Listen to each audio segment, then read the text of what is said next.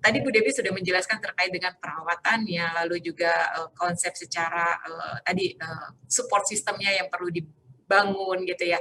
Nah, kalau dari sisi gizinya sendiri nih Dok Ika, ketika orang tadi denial, kita tahu sendiri ya, ketika mendapatkan kabar yang tidak baik atau tidak bagus, bahkan nafsu makan berkurang nih Dok Ika, atau ada juga yang nafsu makannya bahkan makin jadi gitu kan. Nah, untuk kompensasi hal ini ketika kita harus memenuhi gizi seimbang untuk para kita yang baru terdiagnosa atau bahkan mungkin sedang mengalaminya juga gitu ya, untuk meningkatkan imunitas, yang kita ketahui sendiri bahwa ketika kita terdiagnosa satu kondisi ya pasti imunitas kita juga akan berpengaruh. Nah, ini bagaimana Dokter Ika? Mungkin bisa diberikan penjelasannya atau masukan buat kita semua gitu ya. Ya, terima kasih Bu Ista atas pertanyaannya. Betul sekali, saya memang pada pasien-pasien yang baru didiagnosis kanker seperti ini pasti yang pertama stres ya, dan stres itu sangat berkorelasi satu dengan nafsu makan, kemudian juga dengan imunitas tubuh. Nah, itu pentingnya kita berbincang-bincang di sini nih, karena di era pandemi ini kita tidak hanya berpikir ini kanker ini kan penyakit bisa dibilang tidak menular ya, tapi masih ada lagi nih kebetulan kita lagi berada di era pandemi yang artinya kita harus ingat untuk selalu meningkatkan daya tahan tubuh kita. Nah, di sini peran nutrisi sangat berperan, Bu Ista. Sebagai mana kita ketahui kan imunitas itu sistem pertahanan tubuh manusia. Nah, ya, betul, itu sangat berhubungan dengan nutrisi. Ya, saya bisa katakan sangat berhubungan dari untuk pembentukan dan terjadi sistem kekebalan tubuh kita kan banyak nih zat-zat yang diproduksi di tubuh kita. Nah, sedangkan kalau lagi mungkin kita mendapatkan stres, tambah lagi juga produksi dari zat-zat yang keluar dalam tubuh kita. Nah, ini dibutuhkan cadangan nutrisi yang baik. Nah, pertama mungkin kita harus tahu kondisi tubuh kita ini ya. Jadi kanker ini kan beda-beda ya tipenya, kemudian juga lokasinya. Ada yang betul. Ya, ada yang dan juga faktor risikonya dari sisi nutrisi. Ada yang kegemukan justru juga merupakan salah satu faktor risiko untuk terjadinya kanker. Tapi kalau sudah kanker tentunya kita harus fokus ke kebutuhan sesuai dengan individu masing-masing sebetulnya ya Bu Ista ya.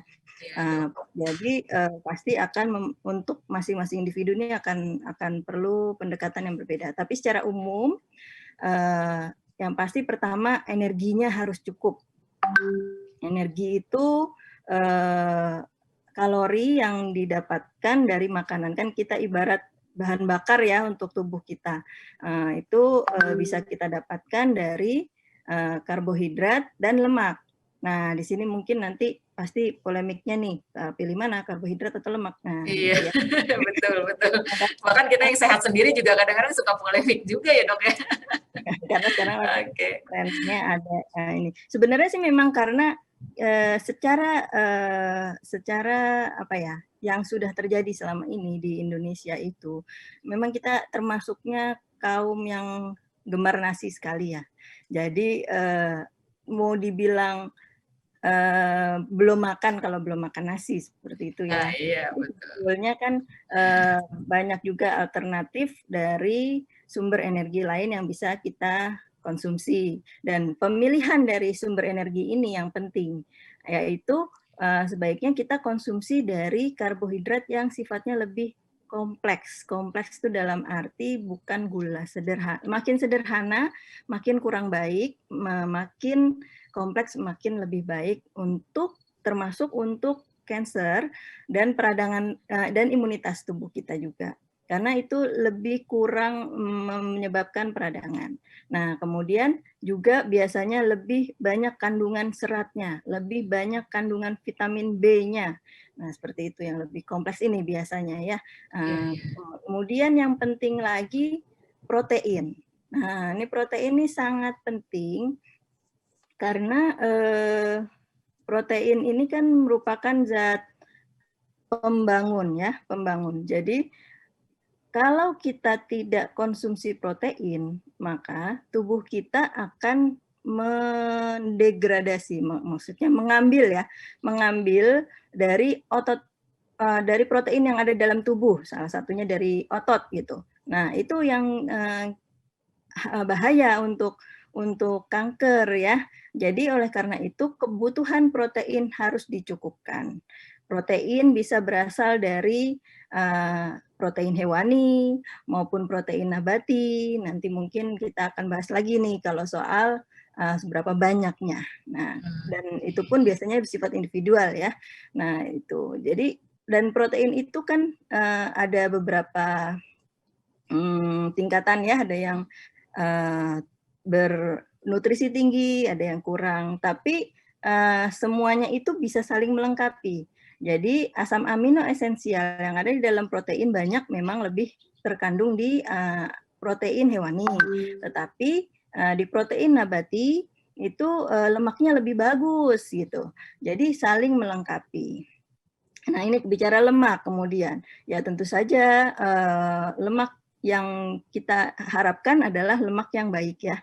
Jadi kita menghindari lemak yang tidak baik seperti kalau kita goreng yang sampai masuk ke dalam semua tuh, nah panas gitu ya. Nah itu namanya ada pembentukan lemak trans yang itu yang kita hindari. Dan yang baik tuh adalah untuk kanker ini omega 3. Nah dari mana omega 3 ini? Dari ikan. Nah itulah makanya kenapa pemerintah juga mencanangkan, ayo makan ikan, ya kan? Ya, Nah, baik. sudah sesuai itu sebetulnya, udah sesuai baik untuk kanker maupun untuk sistem imun. Itu omega 3 sangat bagus. Nah, kemudian kita juga penting mendapatkan buah-buahan dan sayur-sayuran. Itu untuk antioksidan ya, dan juga untuk sumber vitamin dan mineral. Banyak vitamin B, vitamin C, vitamin A, vitamin D, vitamin dan itu vitamin D tambahan lagi ini ya, sinar matahari. Sinar matahari ya, Dok ya. Harus banyak ini. Nah, demikian Bu Ista. Mungkin selain faktor pendukung lain ya, kalau dari gizi seimbang, jangan lupa pas penyiapannya misalnya nih, ini karena lagi pandemi ya, saya tambahkan izin dikit ya Bu. Oh, silakan ya Dok Ika. Kebersihan makan ya, kebersihan makan mulai dari penyimpanan, pengolahan, saat konsumsi cuci tangan ya. Terus kemudian gigi mulut, gigi geligi. Nah, itu juga perlu. Terus kemudian makanannya gimana nih, boleh bareng nggak gitu. Nah, ini juga nih kalau karena lagi pandemi, jadi sebaiknya dijaga ya Dok. Itu ya.